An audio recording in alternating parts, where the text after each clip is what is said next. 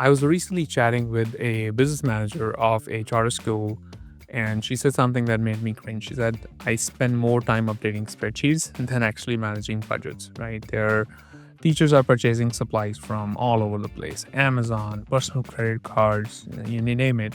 And she has to spend a lot of time chasing those receipts, putting together a budget, and so on. And guess what? Even after doing all that, they can't stay under budget because they always go over budget, and then they have those awkward conversations with the teachers or principals and so on. If you're nodding along and you're facing the same challenge, this video is for you, where I'm going to break down 3 simple steps or strategies you must implement to make sure that your budgets are under control and you're not spending weekends, nights just updating your spreadsheets for budgets. So let's jump right in. If you're joining me for the first time, welcome. My name is Sachin Sharma. I am the founder of Procure Desk, where we help charter schools control spending through better budget visibility. So step 1 is to set up a proactive budget controls. The number one reason, so your budgets are in a spreadsheet, teachers don't know what their budgets are, and then you have to spend time reconciling those budgets and then figuring all that out towards the end of the month. A better way is to make sure that your budgets are tied to your purchasing process. So when somebody is actually making a purchase, they can go and check your budget in real time to make sure that they are not going over budget. Now, of course, if you're using spreadsheets, it just becomes too hard to do that.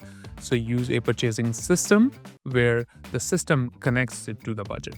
So when somebody goes in and say, all right, I need to purchase, supplies, system automatically pulls and say your supplies budget is $200 for the month or whatever the case might be. And you have already spent $100, remaining is $100. And you can also put more proactive controls so that they can't go over budget, right? So that's step number 1. Number 2 is provide real-time visibility. So there are many stakeholders are looking at their budget on a regular basis. It might be your board who wants to kind of review the reports. It might be a grants team who is looking for compliance to make sure that if the funds are restricted in use, right, they are only used in certain areas and so on. And you're making sure that you have controls in place for that spend to be routed to the right person to approve before the purchase happened, right? So that's all we counted under the visibility bucket. Now, of course, if you're using spreadsheets, it's not updated, so you can't provide reports on it. And you might be just, burning the midnight oil, right? Updating the sheet before the board meeting so that you can tell the board where the grants and the usage and so on is. So if you have a purchasing system which has this budget control, it automatically provides that visibility because now you have central place where everybody can go and say, okay, here's my budget, here's what I spent till date, here's where that money was spent. So if you want to check for compliance from not just approval standpoint, but from grant standpoint, you could do that, right? So that's number 2.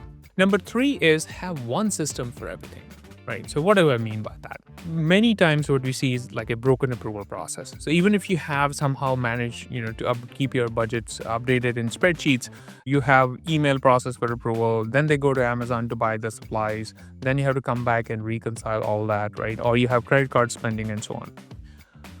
What we recommend is whatever system you choose to implement or a process, it should be one step. Like, for example, I should go to Amazon, pick what I want to buy, then it should route it for approval.